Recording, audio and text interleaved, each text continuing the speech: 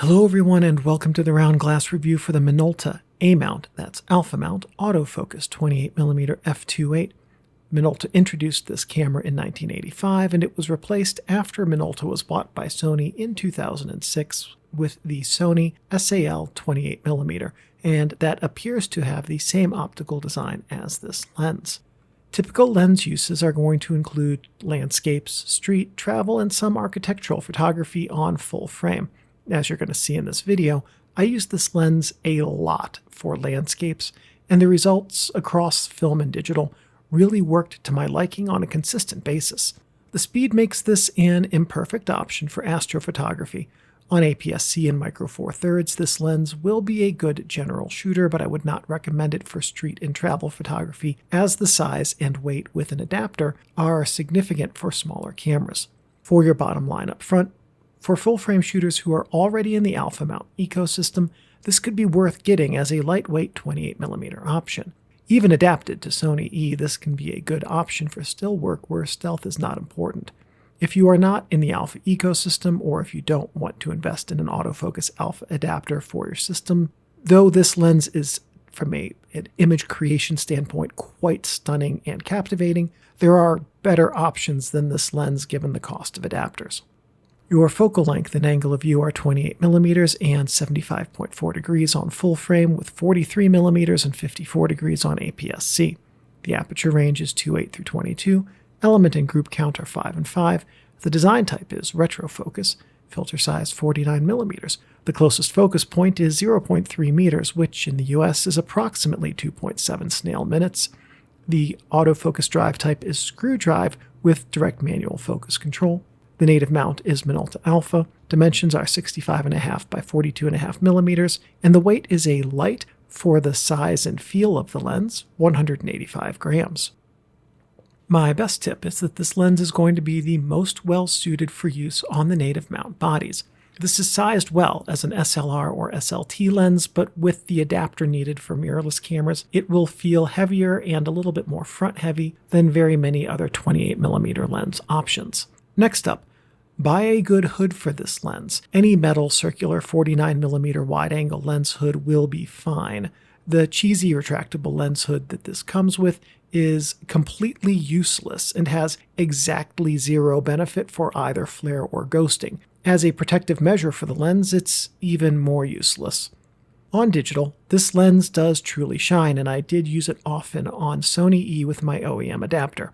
For stills, this is a good setup with a heavy Sony E body like the a7 IV. I would not recommend this as a comfortable shooting experience on a small APS-C camera. This lens does very well at delivering lovely contrast, sharpness, and colors on full frame, and for the digital shooter, this is the space that this lens loves. In still work, the autofocus does make some noise, and it's a screw drive lens, and that means it's not good for candid photos. Also, the front element movement will draw attention to this lens's use. Lastly, for video, because this is a screw drive lens, you are pretty well locked into using it in manual focus only for your video work. If you use the same Sony OEM adapter that I use, then you will have no choice about that. I am unsure if other Sony adapters have autofocus capability with screw drive lenses in video. Mine does not. Starting here with the dots test chart, from afar we can see some noticeable distortion here. Zooming in on the center 100%, this lens exhibits some softness that we can chalk up to spherical aberration right in the middle of the image circle. Moving just slightly away from the center, the dots begin to take on the characteristic comet-like shape that stems from coma blur. A bit further out, and the comets begin to look like a spaceship re-entering the atmosphere as some astigmatism enters the lens's image character. When we finally reach the actual corners, we see coma smeared a bit by projection angle and some spherical aberration. Overall, the performance on this is a bit underwhelming, but this is wide open, and the screen is a flat subject, which, as we consistently see on this test in this video series, is a very hard hurdle for almost every lens. Looking at these light blurs, which are going to test the lens performance at infinity focus with lights that are close to the front of the lens, the performance is good, and the general look here is nice. The cat eye blurs here are a mix of primarily projection angle and, to a minor secondary extent, mechanical vignetting that we'll see affecting the blurry area shape at f4 when we look at star quality in a couple of sections.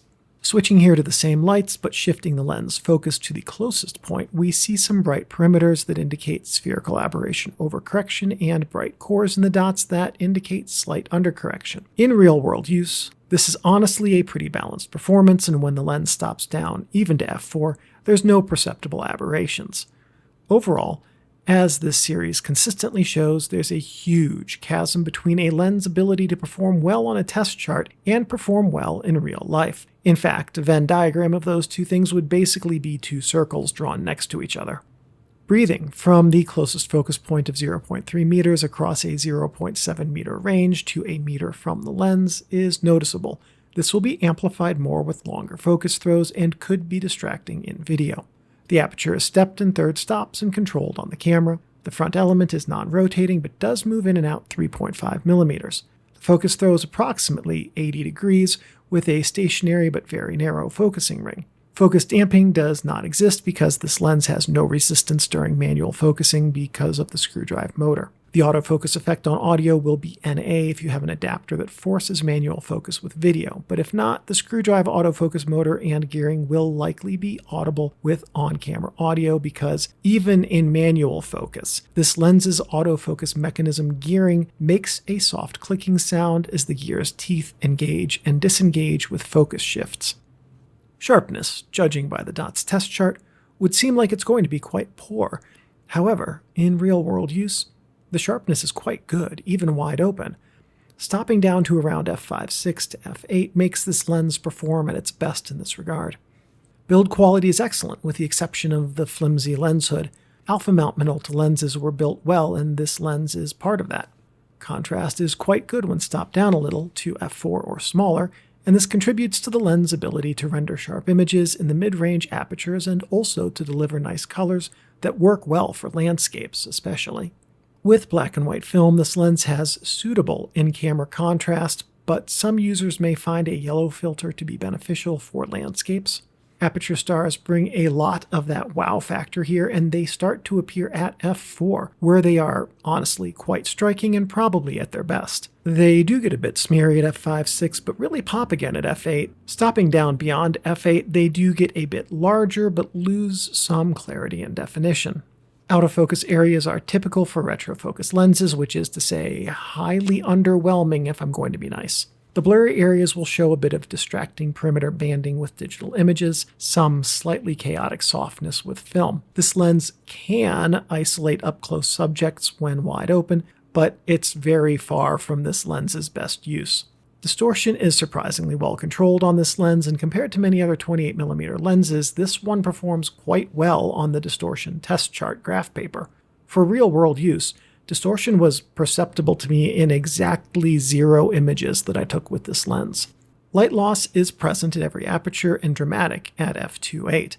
I find that the light ray roll-off at f2.8 is a bit much on digital, which exacerbates vignetting because of the way that sensor vignette and pixel shape set up lenses to perform poorly in this regard. But with film, I liked this lens wide open and found the vignette to be honestly almost non-existent when wide open. For aesthetic effect, I liked the vignette at f4 the most, and for those of you seeking even and uniform performance in this regard, f16 is likely to be your best bet. Flare tends to be small patches of bright contrast reduction and associated ghosting. Flare is present even with the lens hood popped out, and if you want to avoid it, you will need a better lens hood than the one that the lens includes. Ghosting has the same note as flare about the lens hood, and it generally takes the form of large, bright red primary ghosts with some secondary blue or yellow ghosts, and they change as the aperture changes. I am not a particular fan of them, and as is the case with most, if not all, retrofocus lenses in this video series so far, I think I would struggle to see a good aesthetic use for the ghost that this lens creates. Balance with cameras is good across the camera size spectrum due to the small size and relatively low weight compared to the cameras this was designed for. I used it on some light cameras like the Maxim 5, and it was great there. An autofocus adapter can, with small mirrorless cameras, throw off that balance and may make this lens feel too front-heavy. The Minolta Autofocus 28mm f2.8 alpha mount lens is one of the poster children for why a 28mm f2.8 is a solid cornerstone for a camera kit from the first time someone buys a camera through, well, as good as they can get with their gear. A good, and this one is that, by the way, a good 28mm f2.8 lens will perform reliably and deliver images that a photographer can be happy with and how they look. The complaints I could levy against the Minolta 28mm f2.8 are minimal, and mostly things like the focusing ring is narrow and the damping is laughable. But those are functions of the design aesthetic of the era. The aspects of this lens that matter, image quality, contrast, color, sharpness, aperture stars, and overall lens build are all, if not the best, then at the very best 2 or 3 of any 28mm lens I've reviewed so far in this series.